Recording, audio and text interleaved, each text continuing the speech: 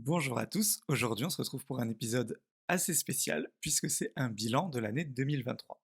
Donc je vais vous parler de mes erreurs de l'année parce qu'il y a des choses que j'ai faites qu'il fallait pas faire, combien j'ai gagné, je vous donnerai encore une fois tous les chiffres, et aussi surtout ce que j'ai appris, que vous pouvez mettre en place du coup dans vos projets à vous, et mes objectifs 2024 que je vais tenter de faire sur l'année prochaine.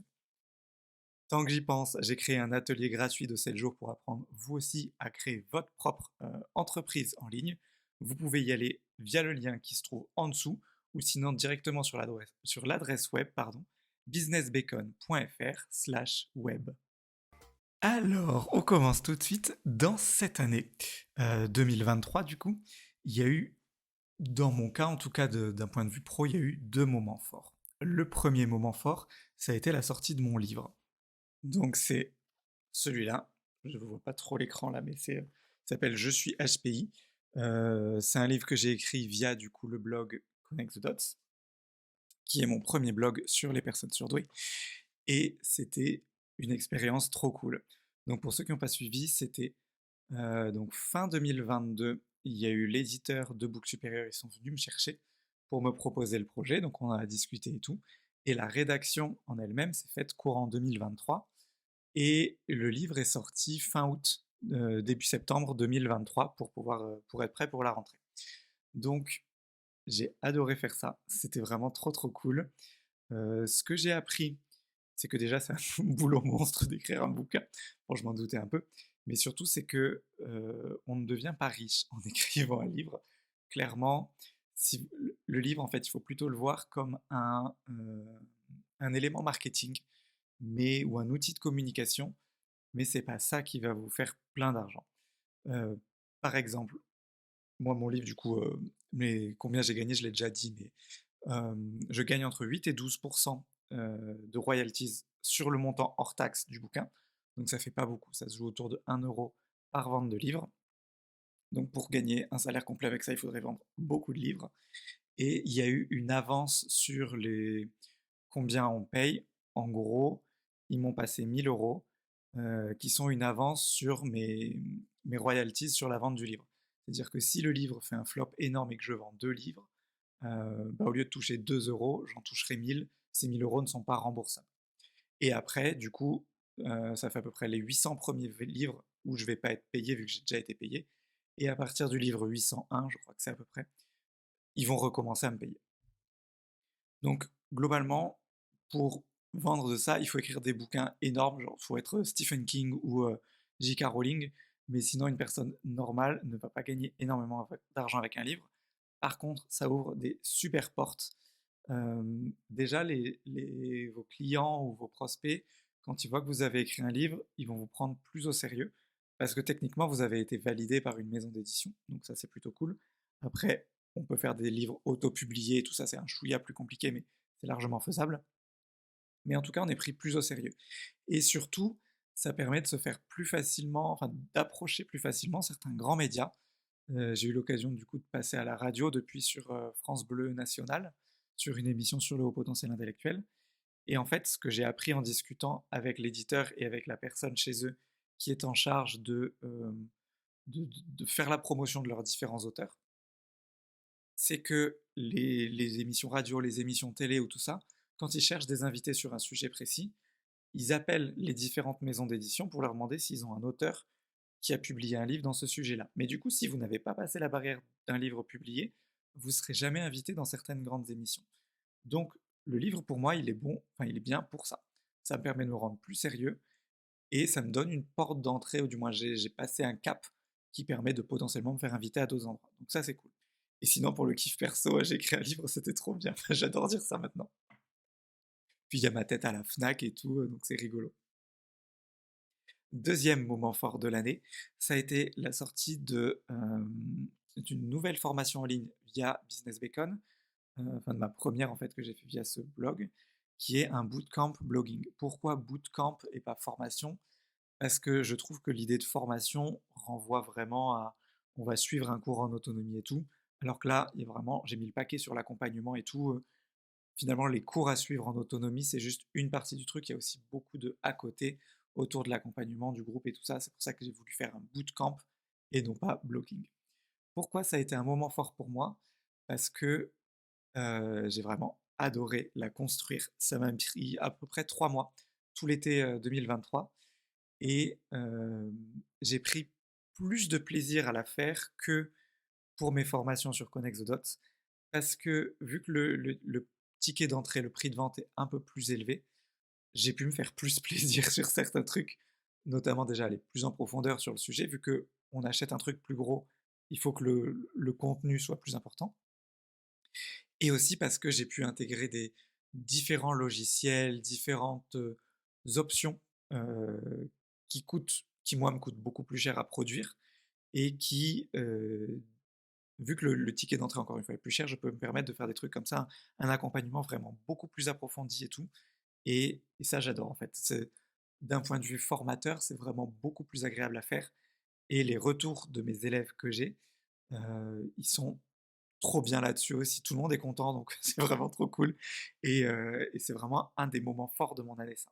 Le problème, entre guillemets, avec ces deux moments forts, donc la publication d'un livre et la création pendant plusieurs mois non-stop d'une formation, ça a été que il y a des choses que j'ai dû mettre de côté, parce que, enfin, j'ai que 24 heures dans la journée, comme tout le monde, et ce qui a été mis de côté cette année, c'est mon premier blog, Connect the Dots. Alors, il n'a pas vraiment été mis de côté, vu que j'ai écrit un livre qui est rattaché à lui. Mais le blog en lui-même a été mis de côté.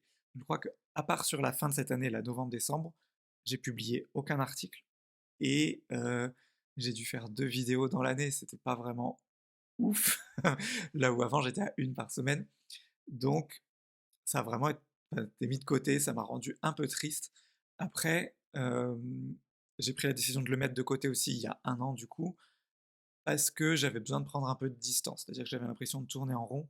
Là maintenant ça va beaucoup mieux, j'ai envie de m'y remettre. Mais ça m'a fait du bien aussi de prendre cette distance.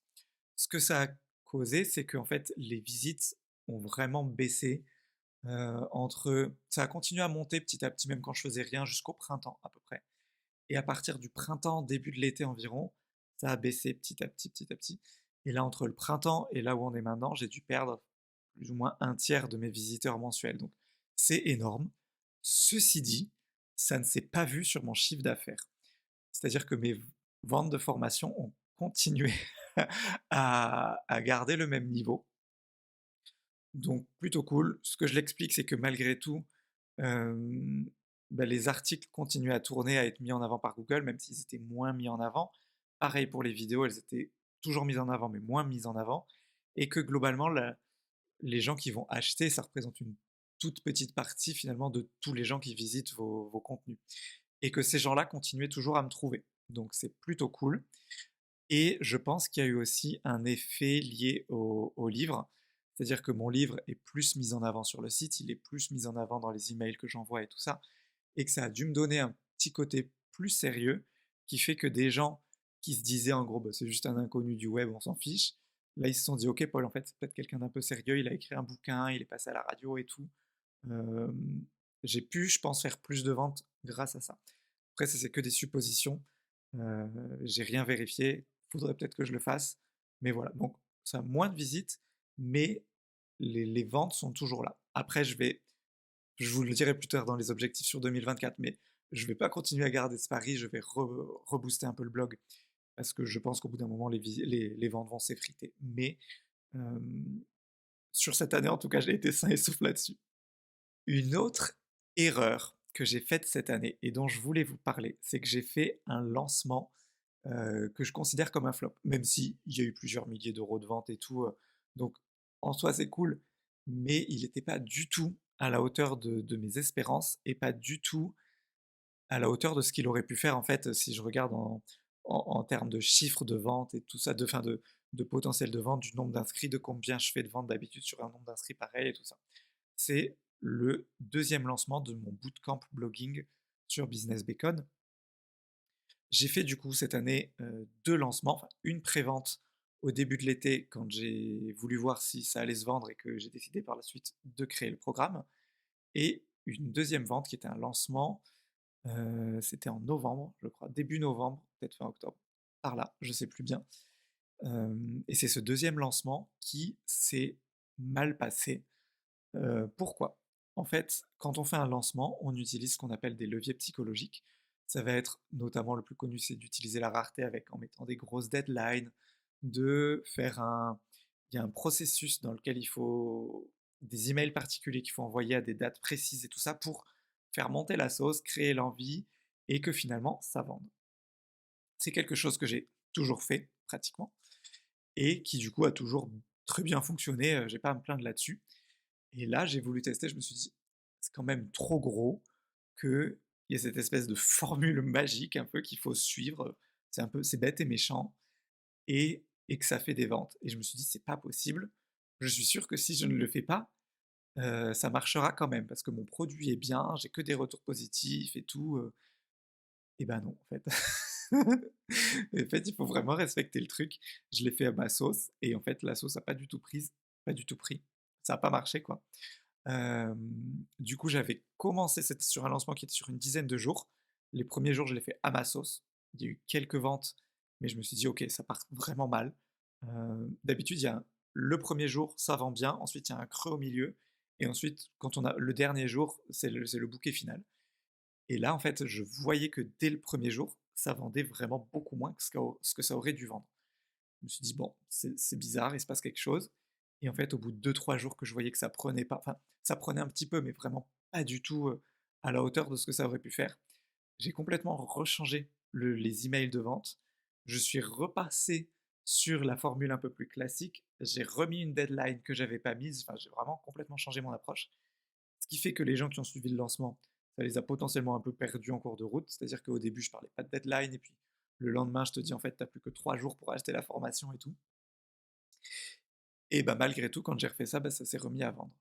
Donc, n'essayez pas de réinventer la roue. J'ai réussi à rattraper les pots cassés comme ça parce que je me suis mis il y a eu une nuit, j'y étais à fond en mode: «Bon, ça marche pas, faut que je rattrape tout.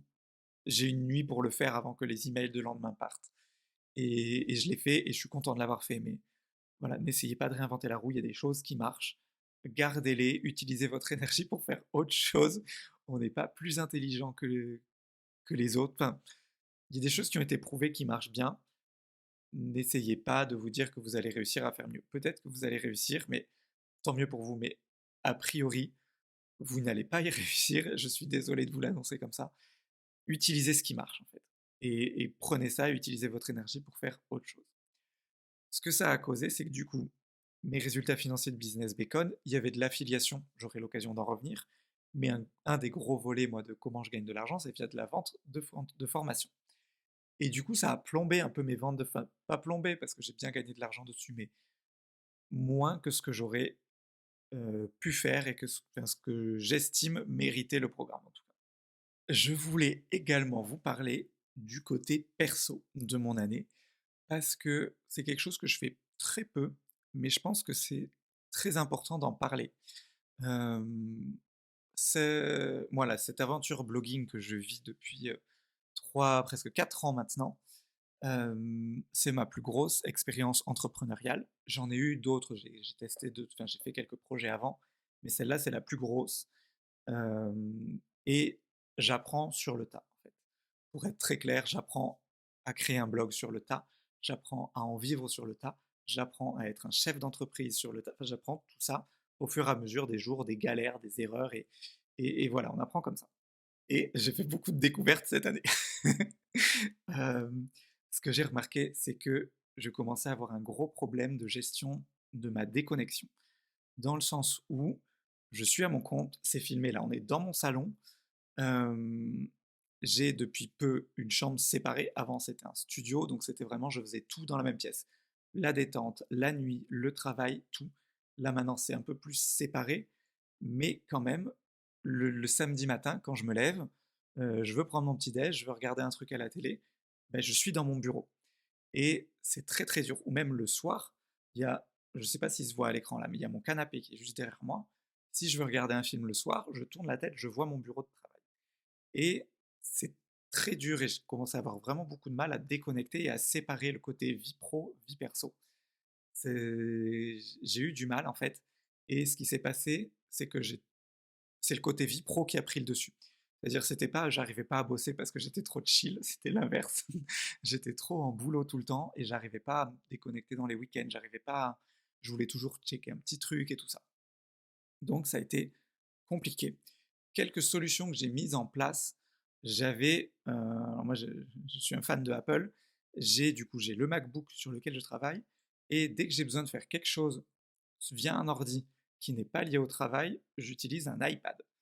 Parce que globalement, on peut faire pratiquement toutes les mêmes choses, mais ça me permet de déconnecter. C'est-à-dire que si je veux regarder un film le soir et brancher l'ordi à la télé, j'ouvre l'ordi, j'ai tous mes rappels du boulot, tous mes plannings qui sont affichés sur l'écran et tout ça.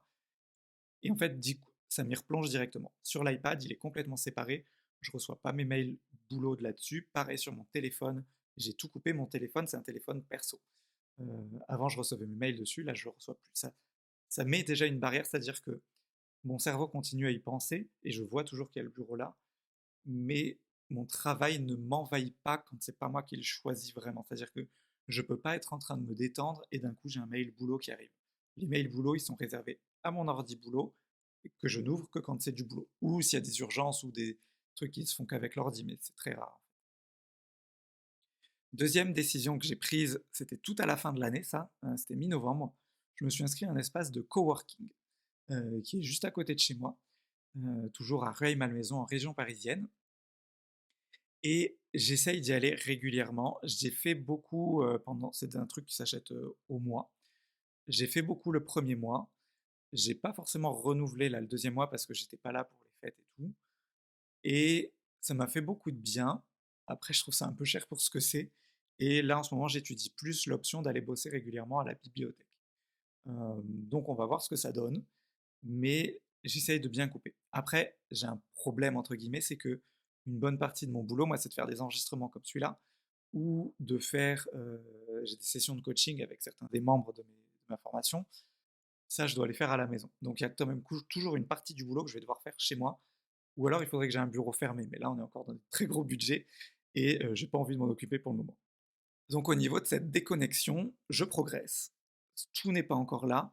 Ce que j'ai remarqué là, c'est en ayant bossé au maximum ailleurs, c'est que le soir, quand je rentre ou que c'est le week-end, je n'ai plus l'envie de bosser. C'est-à-dire que je me dis plus, ah ben je vais allumer l'ordi et regarder trois mails, ou écrire un article, ou faire je sais pas quoi. Par contre, mon cerveau, il y pense 24 heures sur 24. Et de temps en temps, il déconnecte. Mais là-haut, ça tourne toujours, ça pense toujours au blog, et enfin au business de manière générale.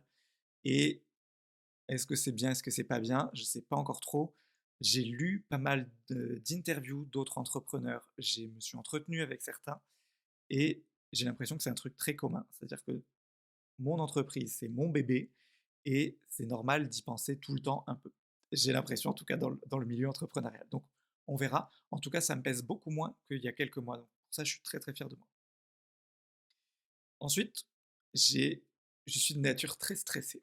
Et créer une entreprise, c'est stressant et la gérer au quotidien, c'est stressant. Il y a beaucoup de questions au niveau de l'argent, c'est-à-dire que euh, en tant qu'entrepreneur, on n'a plus Pôle emploi, on n'a plus toute cette sécurité-là.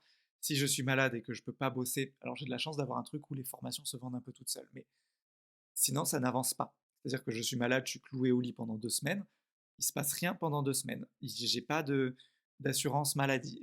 J'ai pas, enfin, il y a l'assurance, on a la Sécu, mais j'ai pas de congé maladie, je veux dire.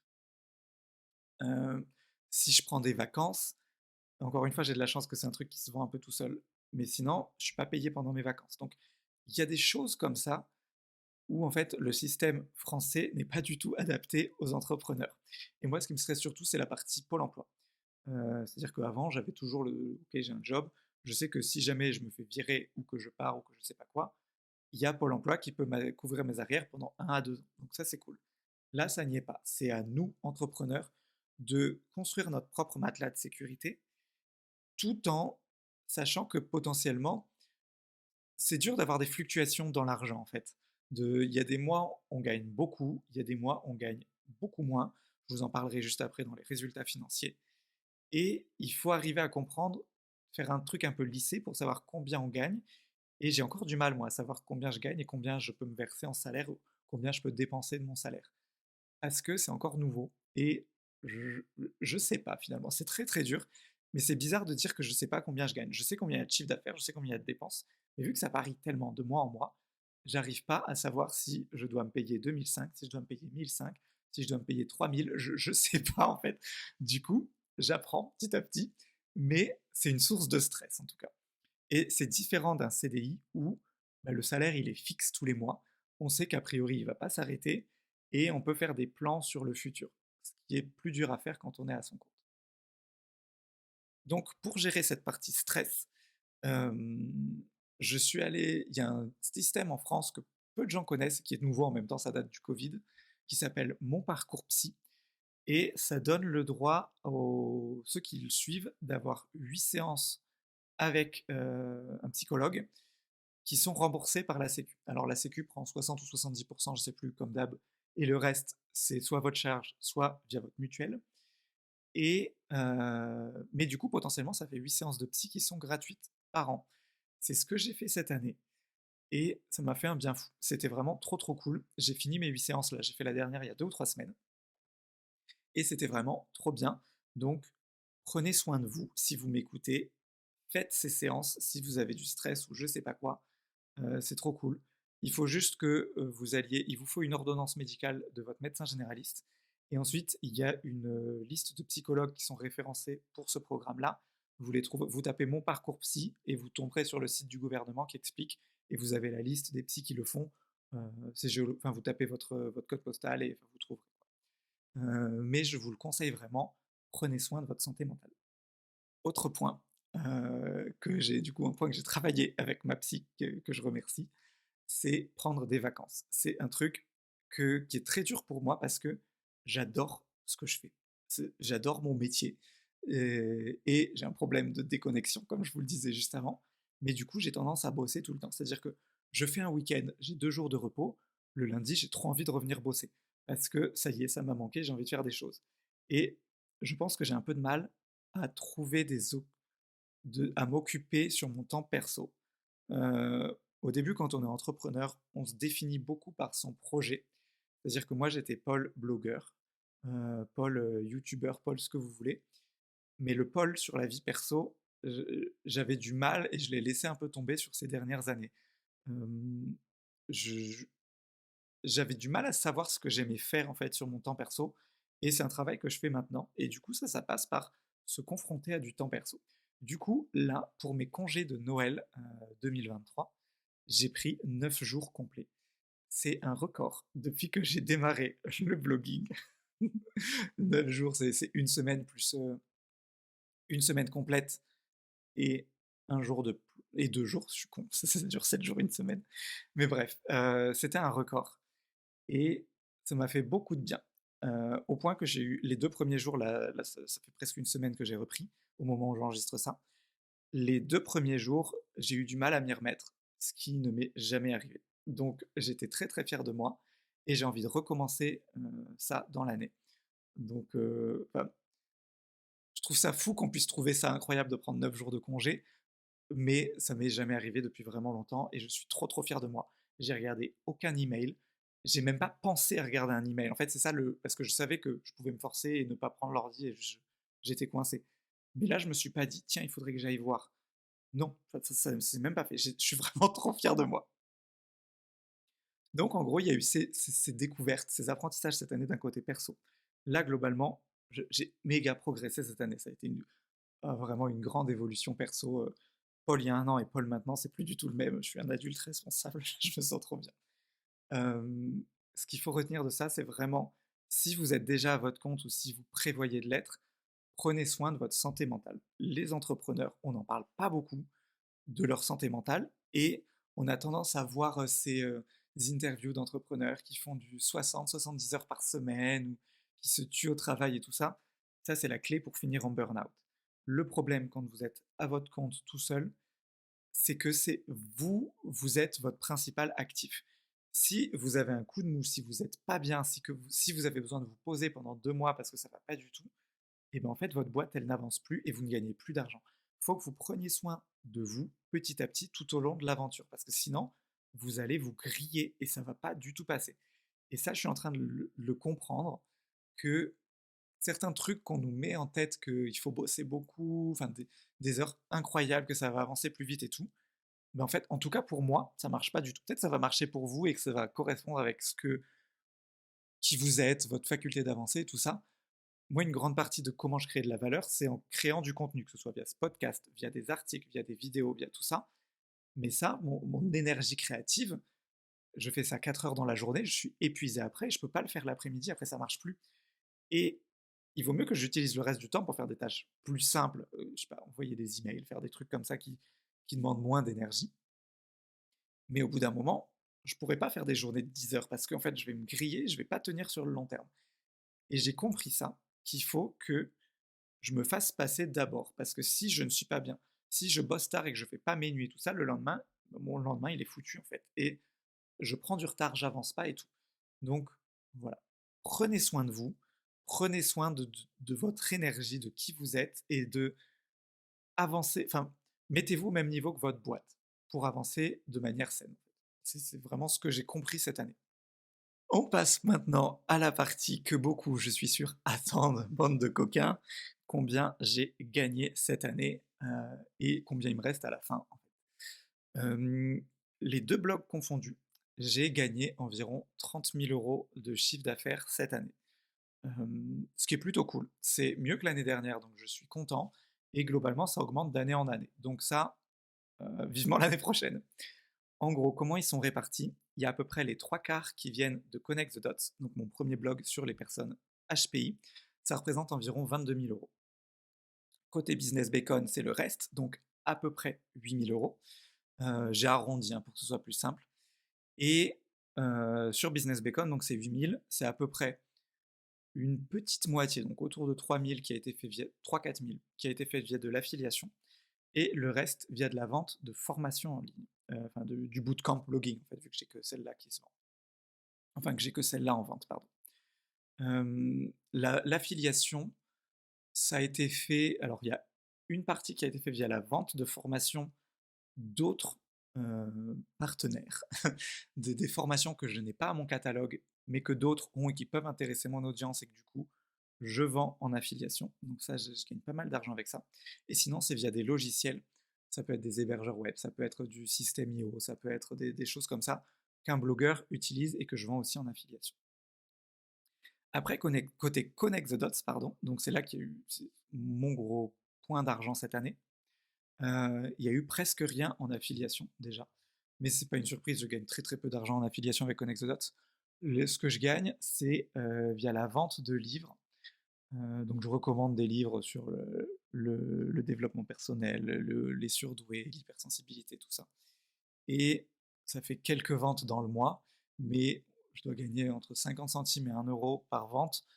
Donc, je vais pas vivre avec ça.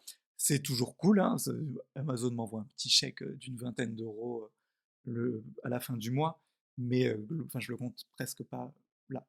C'est négligeable en fait. Ensuite, il y a eu environ 4 000 euros en publicité. Il y a de la publicité, il y avait de la publicité sur Connect the Dots. J'y reviendrai juste après sur pourquoi elle n'y est plus. Donc c'est les pubs un peu automatiques gérées avec Google AdSense. Ça m'a rapporté environ 4 000 euros cette année. Et le reste, donc 17-18 000 euros, c'est de la vente de formation sur Connect the Dots. Donc moi j'ai deux formations que je vends. C'est une formation pour aider les surdoués et une formation pour aider les hypersensibles. Et donc ces deux formations-là, ça m'a fait 17-18 000 euros dans l'année. Globalement, comme je vous le disais précédemment, j'arrive pas à évaluer combien. Enfin, il y a des très bons mois, des mois à 4-5 000 euros, et des mois beaucoup moins bien à 1 000-1 200 euros. Euh, donc, en tant qu'entrepreneur, chef d'entreprise, j'apprends à gérer ma trésorerie, mais c'est dur. C'est un travail qui se fait petit à petit. C'est-à-dire que j'ai deux comptes, moi. J'ai mon compte pro et un compte perso. Et du coup, tout l'argent arrive sur le compte pro et je me fais un virement de mon compte pro à mon compte perso en début de mois avec mon salaire. Je suis pas obligé de faire ça, je suis auto-entrepreneur. Donc l'argent pro que je gagne, il est déjà considéré comme à moi. Donc je pourrais techniquement me faire mes virements sur mon compte perso directement, mais j'aime bien garder le truc séparé, c'est plus simple pour moi pour gérer. Là où je veux en venir, c'est que j'ai un peu de mal à savoir quel est le montant de mon virement de salaire je dois faire. Parce qu'il y a des mois où je gagne plein d'argent, il y a eu des mois à 4 000 à 5 000 euros. Est-ce que je me verse tout cet argent? Bah, en fait, non, il faut en garder un peu pour les mois où je gagne moins, mais du coup, combien je gagne et tout. Et j'ai encore un peu de mal à savoir de mettre, si je fais la moyenne sur l'année, combien je gagne. Enfin, j'arrive à calculer la moyenne sur l'année, mais je la calcule du coup à la fin de l'année et je vois déjà si je me suis déjà versé trop d'argent ou pas assez en fait. Donc, c'est un truc que j'apprends à faire petit à petit, mais j'ai l'impression que pour le moment, je progresse très lentement, très lentement là-dessus. Donc, on verra. Il y a toujours des mois où je me fais je me verse des bons salaires et des mois où en fait je m'en verse beaucoup moins. Mais c'est pas grave parce qu'encore une fois, j'ai de la trésorerie et tout, donc j'apprends à gérer. Il n'y a aucun mois où je me dis je vais terminer à la rue, il n'y a pas du tout ça, mais il y a des mois où je me dis tiens, j'aurais pu me verser plus, ou là, tiens, j'ai été un peu généreux ce mois-ci. Bon, voilà, on apprend. C'est des problèmes de riches un peu, mais enfin, voilà, c'est un truc à savoir en fait. Globalement, ce qu'il faut garder en tête aussi, que j'ai oublié de dire, c'est que les chiffres que je vous ai donnés là, c'est du chiffre d'affaires.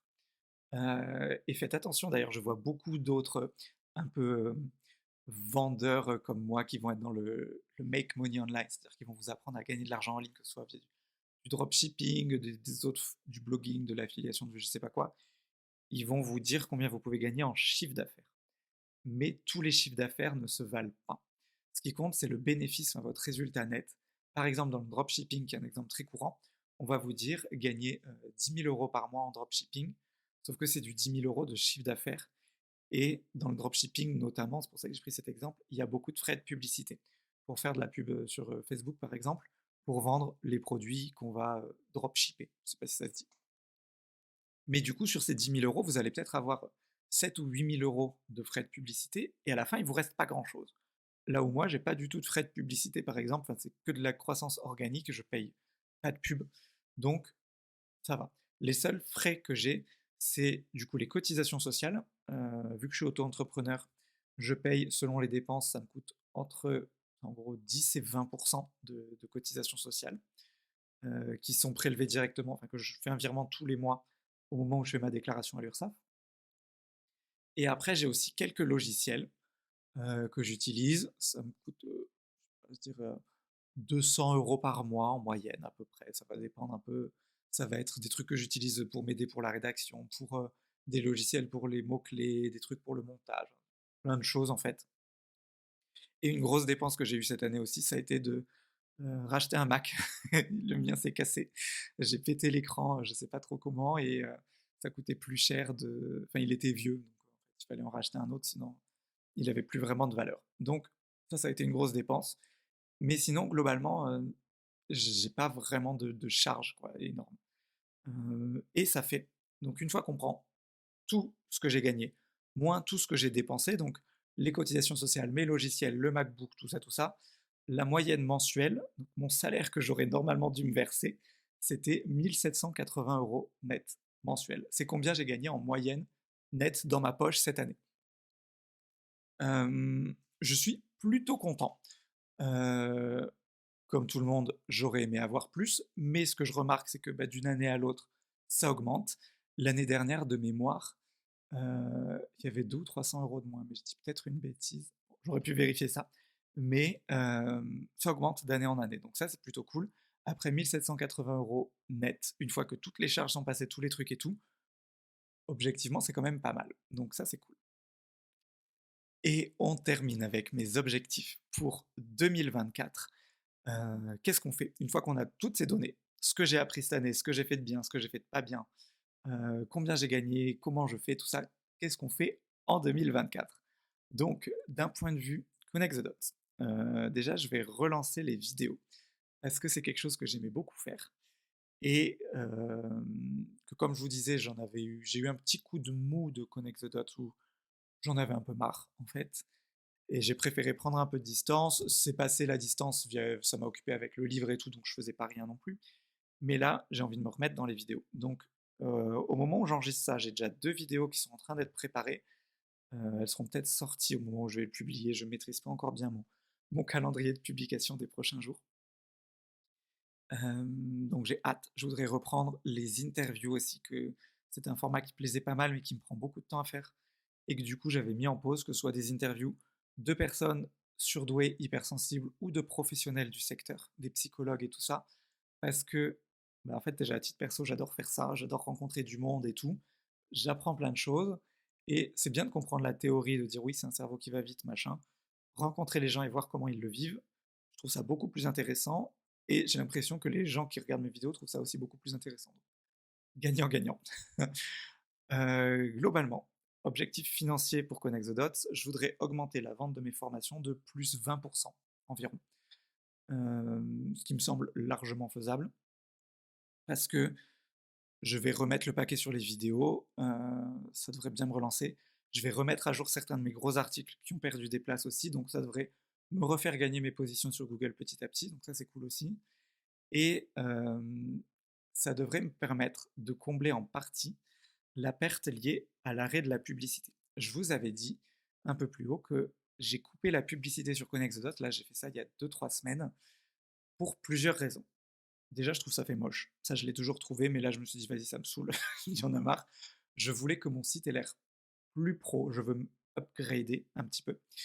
Et je me suis dit, moi, en tant que visiteur, si je tombe sur un site qui se vend comme quelqu'un de sérieux, une source fiable et tout ça, et qu'il y a de la pub partout, je trouve que ça fait moins sérieux. Après, il y a de la pub sur plein de sites, mais je sais pas, je trouve à chaque fois ça fait perdre quelques points au site. Du coup, j'ai voulu l'enlever pour ça. J'ai voulu l'enlever aussi parce que maintenant que je progresse d'un point de vue technique sur le blogging, qui était quelque chose de... J'y prêtais même pas attention en fait à l'aspect technique.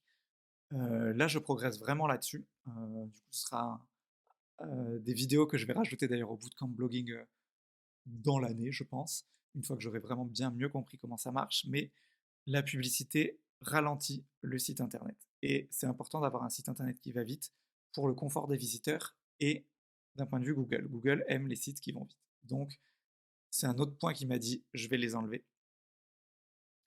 Et troisième point, c'est que il y a eu, j'en avais parlé dans une précédente newsletter, mais là Google est en procès aux États-Unis pour diverses raisons. Et dans le cadre de ce procès, ils ont été obligés de donner quelques informations sur le fonctionnement de leur algorithme de recommandation, de classement dans les pages de résultats. Ce qu'on a appris, c'est qu'il y avait les trucs classiques, écrire des bons articles, faire des liens, tout ça, mais surtout, il y a une grosse importance sur le comportement des visiteurs quand ils visitent votre site. Donc, est-ce que votre site termine la recherche? C'est très important. C'est-à-dire, est-ce que votre visiteur, il clique sur votre site, il revient sur la page de résultats et il va au site d'après? Ça, d'un point de vue Google, il se dit, OK, le premier site qu'on leur a montré, il ne doit pas être bien parce que le visiteur a eu besoin d'aller voir un autre site. Donc, ça peut vous faire déclasser. Le temps que le visiteur reste sur votre site aussi est très important pour Google. Plus le visiteur reste longtemps, mieux c'est. Et tout ça m'a conduit à penser que s'il y a plein de pubs sur le site, ça donne une expérience moins bonne pour l'utilisateur. Du coup, il va rester moins longtemps. Et moi, il y avait certaines pages où j'avais un peu abusé de la pub, je vais pas vous mentir, où je tombe dessus parce que je sais pas, je dois mettre à jour mon article ou je dois retravailler cet article ou je sais pas quoi. Et en fait, cet article, j'ai même pas envie de le lire parce qu'il y a de la pub et ça me saoule. Et je me suis dit, je dois pas être le seul. Si moi, ça me fait ça sur mon propre site qui est mon bébé, quelqu'un qui en a rien à faire de mon site, que je suis un inconnu et qui a pas d'accroche sentimentale avec ce site, ben, ça va être encore pire son avis. Donc, j'ai préféré couper la pub. Et petit à petit, je vais remettre le site à jour de manière plus jolie, plus pro, tout ça. Donc, ça va être un travail aussi sur l'année. Mon pari, c'est que si du coup, il y a plus de monde, des gens qui visitaient le site, qui voyaient de la pub, qui faisaient demi-tour, qui vont rester. Déjà, ça va m'attirer des visiteurs. Si ça m'attire des visiteurs qui restent parce que mon site les dégoûte moins, entre guillemets, Google va me mettre plus en avant et ça va m'aider à retrouver des places. Donc ça va aussi m'aider à faire plus de ventes. Donc je me dis que ça devrait combler un peu la perte liée à la publicité. On verra bien, c'est un pari.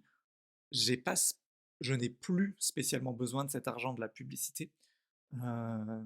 Donc c'est pour ça que je me dis au pire j'ai perdu un peu d'argent dans l'année, mais c'est pas grave, j'ai un site qui me plaît plus. Je peux me permettre de faire ça, donc je le fais. On verra, ça se trouve dans quelques mois, je vais me dire en fait c'était une connerie, il faut que je remette la pub. On verra. Pour le moment en tout cas c'est comme ça que je débute 2024. Au niveau de Business Bacon, ce que j'ai remarqué c'est que ça démarrait moins vite qu'avec Connect the Dots. C'est lié à plein de choses, mais principalement le fait que la concurrence sur Business Bacon est beaucoup plus rude. Je m'en étais pas forcément rendu compte au début, mais en fait, je me bats avec des sites qui sont là depuis plus longtemps, qui sont beaucoup plus gros que ce que je fais avec Connect the Dots. Par exemple, d'autres blogs concurrents sur le haut potentiel intellectuel, il y en a, mais ça reste, c'est pas des gros sites non plus, quoi. Ça reste dans la catégorie petit à moyen site. Là où Business Bacon, je me bats contre beaucoup plus de sites et surtout beaucoup de gros sites. Donc, ce qu'il faut que je fasse, c'est que j'augmente mon autorité. Et l'autorité, elle se mesure. Il y a deux données qui permettent de la mesurer. C'est le DA, Domain Authority, qui est une donnée fournie par Moz et que beaucoup de sites, notamment SEMrush ou Ubersuggest ou des autres logiciels comme ça récupèrent. Et une autre mesure qui s'appelle le Domain Rating, qui est une donnée qui est fournie uniquement par Ahref, un autre logiciel. Et en fait, en comparant pas mal de sites et en regardant leur score en DR ou en DA, je me suis rendu compte qu'en fait, c'est normal que je galère un peu. En fait, je suis largement en dessous. Pour augmenter mon autorité, il n'y a pas de secret, il faut faire des backlinks. Donc, une bonne partie de l'année va être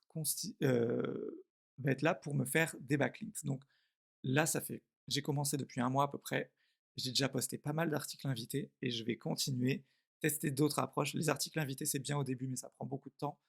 J'ai pas mal d'autres stratégies que je voudrais tester, mettre en place, j'aurai l'occasion de vous en reparler. Mais voilà, ça va être une grosse occupation au début pour augmenter mon autorité petit à petit et, et que je joue en fait, que j'ai les mêmes armes que les autres. Et ensuite, on verra comment je publierai ou mettrai mieux à jour le contenu sur le blog, mais dans un premier temps, je vais augmenter mon autorité. Donc ça va me faire ralentir la production de contenu. Enfin, je vais toujours produire du contenu, mais ce sera du contenu pour d'autres sites et pour ce podcast. Parce que le podcast, je trouve, ça apporte beaucoup de valeur. Et faire un podcast comme ça, même si le podcast est plutôt long, ça me prend moins de temps que d'écrire un article tout mis à jour, tout chiadé, tout ça. Donc, c'est un bon deal, je trouve. J'apporte beaucoup de valeur, plus que.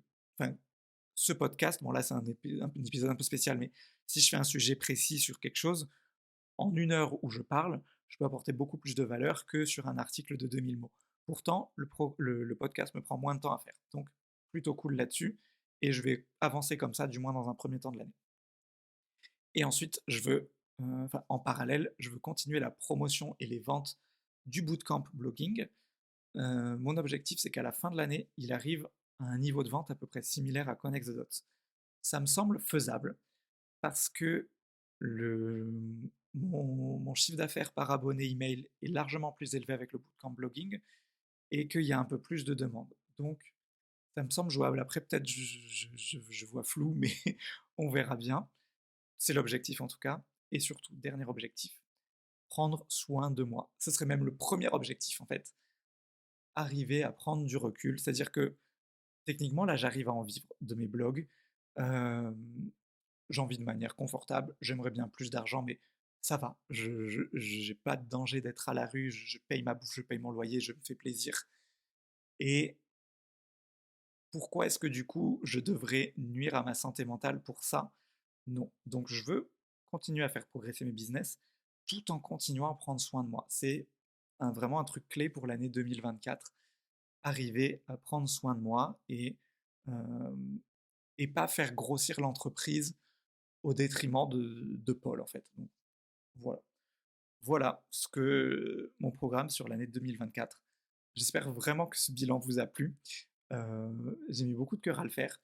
Encore une fois, si vous voulez aller plus loin dans la création d'un business web, j'ai cet atelier gratuit de 7 jours qui s'appelle, enfin pas qui s'appelle, mais que vous pouvez retrouver sur businessbacon.fr/web, W-E-B.